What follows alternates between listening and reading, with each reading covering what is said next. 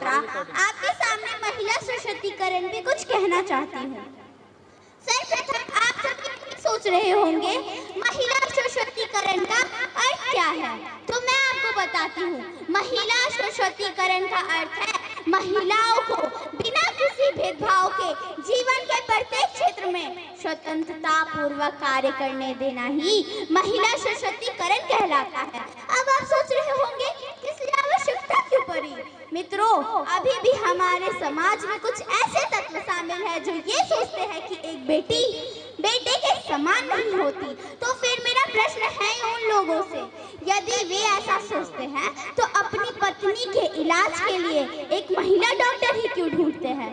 क्या है उनके पास इस सवाल का जवाब? कहने को तो नारी शक्ति की लंबी जुबान के बारे में हर कोई शिकायत करता है, फिर कोई क्यों नहीं एक गूंगी लड़की से शादी करने को तैयार होता है? फेसबुक को तो आप सभी जानते होंगे। जी हाँ, फेसबुक। उसी फेसबुक के CEO मार्क जुकरबर्ग ने अपनी बेटी के पैदा होने की खुशी में अपनी जायदाद का 99%, जी हाँ 99% दान कर दिया। दूसरी तरफ हमारे देश में एक पिता अपनी बेटी के दहेज इकट्ठा करने की चिंता में घड़ी तक पहनना छोड़ देता है। हम कहते हैं हमारा देश बहुत तरक्की कर रहा है। वाह रे वाह, अजीब रिवाज है हमारे देश की। नियति आदमियों की खराब होती है, घूंघट नारी शक्ति से निकलवाया जाता है। परंतु आजकल की नारियां पुरुषों के मुकाबले कंधे से कंधा मिलाकर आगे बढ़ रही हैं। और यही नहीं, सरकार भी इसमें संपूर्ण योगदान दे रही है।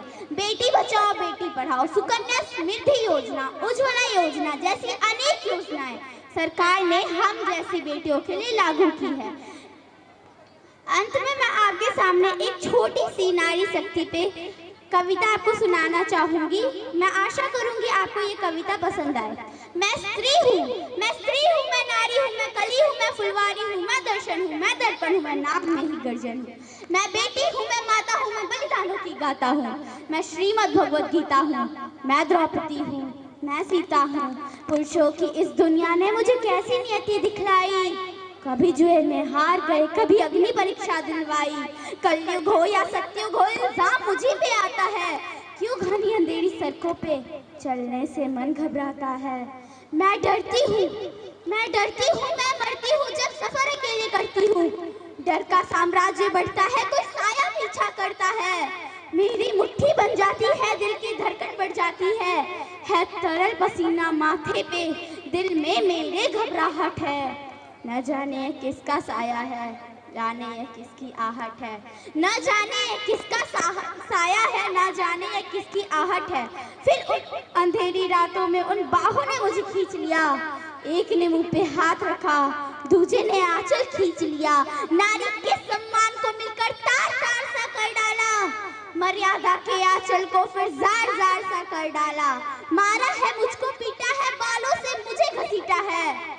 फिर उन अंधेरी सड़कों पे मुझे तरफता छोड़ दिया। सबने तस्वीरें खींची, जी हाँ सबने तस्वीरें खींची। कोई मदद को आगे ना आया। कोई मदद करो, कोई मदद करो।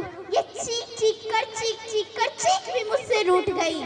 फिर जब होश में आई, इस समाज की बातें सुनकर टूट गई। परिवार की बदनामी होगी, सब मुझे यही समझाते हैं। ये नई उम्र के लड़के हैं, थोड़ा तो बहक ही जाते हैं।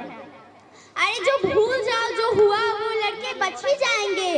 तुम लड़की हो, दुनिया वाले तुम पर ही प्रश्न उठाएंगे। क्यों निकली अकेली रात में, क्यों नहीं था कोई साथ में? क्या मेकअप थे, क्या गहने थे, क्या छोटे कपड़े पहने थे? प्रश्नों की इन भूल भुलैया में सच्चाई कहीं खो जाती है।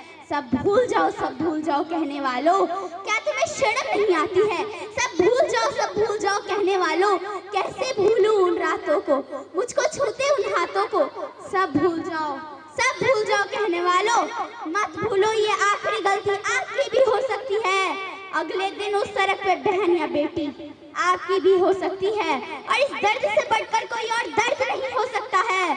जो नारी का सम्मान न करे वो पुरुष नहीं हो सकता है, वो मर्द नहीं हो सकता है। अंत में मैं आपसे इतना ही कहना चाहूंगी, जब नारी है ये शक्तिशाली तो क्यों कहते हम उसे बेचारी।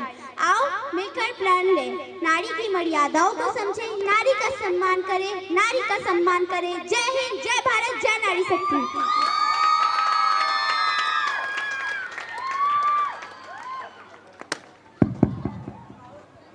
और इसके बाद बच्चों के माध्यम से कुछ स्टंट, कुछ फ्लिप आप सभी के बीच